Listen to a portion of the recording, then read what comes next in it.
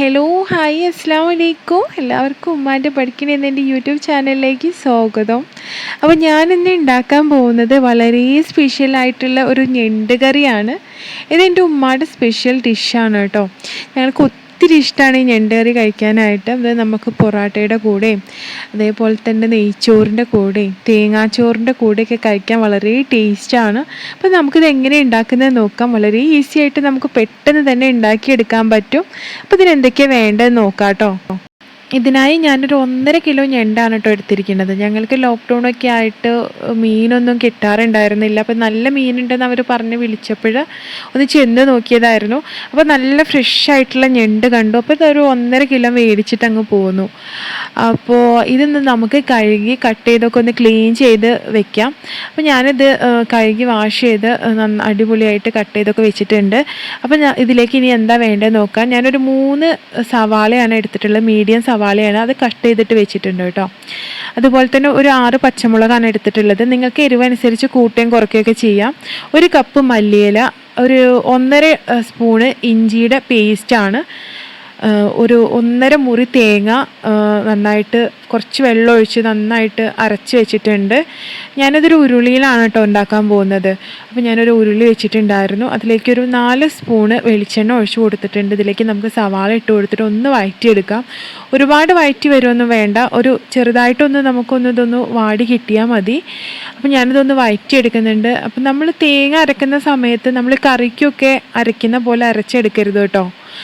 ഒരു അതിനേക്കാളും കുറച്ചൊന്ന് കുറഞ്ഞ രീതിയിലൊന്ന് അരച്ചെടുത്താൽ മതി. അപ്പോൾ ഞാൻ ഇതിലേക്ക് ആവശ്യത്തിന് ഉപ്പൂടെ ചേർത്തിട്ടുണ്ട്. അതിനുശേഷം ഒന്നുകൂടെ നമുക്കൊന്ന് വഴറ്റിയെടുക്കാം.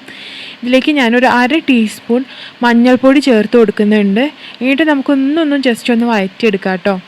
അപ്പോൾ നമുക്ക് ഒരുപാട് വഴറ്റിയെടുക്കേണ്ട ആവശ്യമൊന്നുമില്ല. നമുക്ക് ഞണ്ട് ഒത്തിരി നേരം ഒന്ന് വേവിച്ചെടുക്കണമല്ലോ, അന്നേരം ഇത് നന്നായിട്ട് വഴറ്റി കിട്ടിക്കോളും. അപ്പോൾ നമുക്കിതൊന്ന് ജസ്റ്റ് ഒന്ന് വഴറ്റിയെടുക്കാം. അപ്പം ഞാനിതൊന്ന് വഴറ്റിയെടുക്കുന്നുണ്ട്. ഇതിലേക്ക് ഞാൻ ഇഞ്ചിയുടെ പേസ്റ്റാണ് ചേർത്ത് കൊടുക്കുന്നത്. 1.5 സ്പൂൺ ഇഞ്ചിയുടെ പേസ്റ്റാണ് കേട്ടോ. ഇതിലേക്ക് നമ്മൾ വെളുത്തുള്ളി ചേർത്ത് കൊടുക്കുന്നില്ല.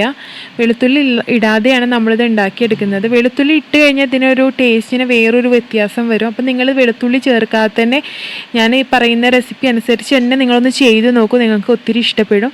നമുക്കതൊന്ന് ജസ്റ്റ് ഒന്ന് ഇഞ്ചിയുടെ പേസ്റ്റ് ഇട്ടതിന് ശേഷം ഒന്ന് വഴറ്റിയെടുക്കാം. ഇതിലേക്ക് ഞാൻ ഒരു വലിയ സ്പൂണ് കുരുമുളക് പൊടിയാണ് ചേർത്ത് കൊടുത്തിട്ടുള്ളത്. നിങ്ങൾക്ക് എരിവ് കൂടുതൽ വേണമെന്നുണ്ടെങ്കിൽ ഒന്നെങ്കിൽ കുരുമുളക് പൊടി കൂടുതൽ ഇട്ട് കൊടുക്കുക, അതല്ലെങ്കിൽ പച്ചമുളക് ചേർത്ത് കൊടുത്താലും മതി. ഇതിലേക്ക് ഞാൻ മല്ലിപ്പൊടി ഇട്ട് കൊടുക്കുന്നുണ്ട്. ഒരു 2 സ്പൂൺ മല്ലിപ്പൊടിയാണ് കേട്ടോ ഞാൻ ഇട്ട് കൊടുത്തിട്ടുള്ളത്. അതോടെ ഒന്ന് ഇട്ട് കൊടുത്തതിന് ശേഷം നമുക്ക് ജസ്റ്റ് ഒന്ന് വഴറ്റിയെടുക്കാം. അതിനുശേഷം കുറച്ച് കറിവേപ്പില നമ്മൾ നേരത്തെ എടുത്ത് വെച്ചിട്ടുണ്ടായിരുന്ന മല്ലിച്ചെപ്പെല്ലാം ഇതിനകത്ത് ഇട്ട് കൊടുത്തിട്ട് ഒന്നുകൂടെ ഒന്ന് നമുക്ക് വഴറ്റിയെടുക്കാം. അപ്പോൾ നിങ്ങൾ ആദ്യമായിട്ടാണ് എൻ്റെ യൂട്യൂബ് ചാനൽ കാണുന്നതെങ്കിൽ സബ്സ്ക്രൈബ് ചെയ്യാൻ മറക്കരുത്. തൊട്ടടുത്തുള്ള ബെല്ലൈക്കനും കൂടെ ഒന്ന് പ്രസ് ചെയ്യുകയാണെന്നുണ്ടെങ്കിൽ ഞാനിടുന്ന വീഡിയോസിൻ്റെ നോട്ടിഫിക്കേഷനൊക്കെ നിങ്ങൾക്ക് പെട്ടെന്ന് കിട്ടും. അപ്പോൾ ഞാനിടുന്ന ഓരോ പുതിയ വീഡിയോസും നിങ്ങൾക്ക് പെട്ടെന്ന് കാണാൻ കഴിയും കേട്ടോ. അപ്പോൾ ഞാനിതിലേക്ക് പച്ചമുളക് കൂടി ചേർത്ത് കൊടുത്തിട്ടുണ്ട്. അതിനുശേഷം നമുക്കൊന്ന് വഴറ്റിയെടുക്കാം. മല്ലിയിലയും കൂടി ചേർത്ത് കൊടുത്തിട്ടുണ്ട്. എന്നിട്ട് നമുക്കൊന്ന് വഴറ്റിയതിന് ശേഷം നമുക്കിതിലേക്ക് ഞണ്ട് നമ്മൾ നേരത്തെ കഴുകി വെച്ചിരുന്ന ഞണ്ടും കൂടെ ഒന്ന് ചേർത്ത് കൊടുക്കാം കേട്ടോ. ഞാനിതൊന്ന് വഴറ്റിയെടുക്കുന്നുണ്ട്. അപ്പോൾ നമുക്ക് ഉപ്പിനൊക്കെ ഒന്ന് കുറവുണ്ടോ എന്നൊക്കെ ചെക്ക് ചെയ്തതിന് ശേഷം ആവശ്യത്തിന് ഉപ്പുകൂടി ചേർത്ത് കൊടുത്താൽ മതി. ഞാൻ ഉപ്പിന് കുറച്ച് കുറവുള്ളത് കാരണം ഞാൻ ഉപ്പ് ചേർത്ത് കൊടുത്തിട്ടുണ്ട് കേട്ടോ. ഇതിലേക്ക് നമുക്ക് കട്ട് ചെയ്ത് വെച്ചിട്ടുള്ള ഞണ്ടൊക്കെ ഒന്ന് ചേർത്ത് കൊടുക്കാം. എന്നിട്ടൊന്ന് നന്നായിട്ട് മിക്സ് ചെയ്തെടുക്കാം കേട്ടോ. ഇതേപോലെ ഞാൻ നന്നായിട്ട് മിക്സ് ചെയ്തെടുക്കുന്നുണ്ട്. അപ്പം ഞാനത് ഉരുളിച്ചട്ടിയിലാണ് ഉണ്ടാക്കിയെടുക്കുന്നത്. ഉരുളിച്ചട്ടിയിൽ ഉണ്ടാക്കിയെടുക്കുമ്പോൾ ഒരു പ്രത്യേക ടേസ്റ്റ് അല്ലേ, അപ്പം അത് കാരണമാണ് ഞാൻ ഉരുളി എടുത്തിട്ടുള്ളത്. അപ്പം നിങ്ങൾക്ക് ഉരുളി തന്നെ വേണമെന്നില്ല, അടികട്ടിയുള്ളൊരു പാത്രത്തിൽ ഉണ്ടാക്കിയെടുത്താൽ മതി. ഇതേപോലെ ഞാൻ മിക്സ് ചെയ്തതിന് ശേഷം ഇതൊന്ന് അടച്ച് വെച്ച് വേവിച്ചെടുക്കുന്നുണ്ട്. 2 മിനിറ്റോളം ഞാൻ അടച്ച് വെച്ച് വേവിച്ചു. അതിനുശേഷം ഒന്നുകൂടെ നമുക്കൊന്ന് തുറന്ന് കൊടുത്തിട്ട് ഇടയ്ക്കിടയ്ക്കൊന്ന് ഇതേപോലെ മിക്സ് ചെയ്തെടുക്കാം കേട്ടോ. അപ്പോൾ അതേപോലെ മിക്സ് ചെയ്തെടുക്കുന്നുണ്ട്. അപ്പോൾ കുറച്ച് സമയം കൂടെ നമുക്കൊന്നുകൂടെ ഒന്ന് അടച്ച് വയ്ക്കാം. ഏകദേശം കുറേശ്ശെ വെള്ളമൊക്കെ ഇറങ്ങി വരുന്നുണ്ട് ഇതിലേക്ക്. അപ്പോൾ നമുക്ക് ഈ ഒരു സമയത്ത് നമുക്കിതിലേക്ക് തേങ്ങ അരച്ച് വെച്ചിട്ടുണ്ടായിരുന്നത് ഒഴിച്ചു കൊടുക്കാം.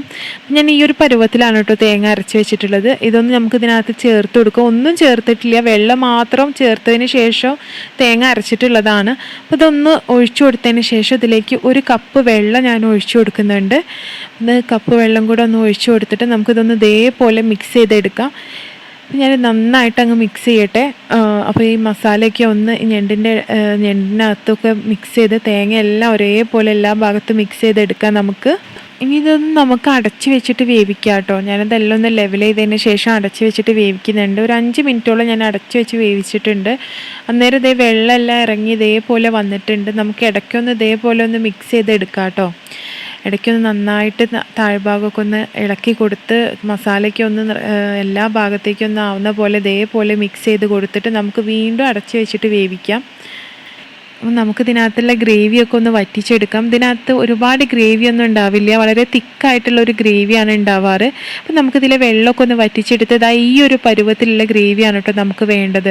അപ്പോൾ ഇനി നമുക്ക് ഡിഷ് ഔട്ട് ചെയ്യാം. അപ്പോൾ ഇത്രയേ ഉള്ളൂ, വളരെ സിമ്പിളായിട്ട് നമുക്ക് പെട്ടെന്ന് തന്നെ അടിപൊളി ഞണ്ടുകറി ഉണ്ടാക്കിയെടുക്കാം. ഞാനൊരു 20-25 മിനിറ്റോളം ആണ് കേട്ടോ ഇത് ഉണ്ടാക്കിയെടുക്കാനായിട്ട് എടുത്തിട്ടുള്ളത്. അപ്പോൾ നിങ്ങളും ഇതേപോലെ തന്നെ ഞാൻ പറഞ്ഞിട്ടുള്ള അതേപോലെ നിങ്ങൾ റെസിപ്പി ഒന്ന് ട്രൈ ചെയ്ത് നോക്കുക. നിങ്ങൾക്ക് ഒത്തിരി ഇഷ്ടപ്പെടും. അപ്പോൾ എൻ്റെ റെസിപ്പി നിങ്ങൾക്ക് ഇഷ്ടപ്പെട്ടിട്ടുണ്ടെങ്കിൽ ലൈക്ക് ചെയ്യാനും ഷെയർ ചെയ്യാനും മറക്കരുത്. അപ്പോൾ നിങ്ങളുടെ അഭിപ്രായങ്ങൾ എനിക്ക് കമൻസിലൂടെ അറിയിക്കണം കേട്ടോ. അപ്പോൾ ഇതേപോലെയുള്ള സിമ്പിളായിട്ടുള്ള റെസിപ്പീസുമായിട്ട് ഇൻഷാ അല്ലാഹ് നമുക്ക് വീണ്ടും കാണാം.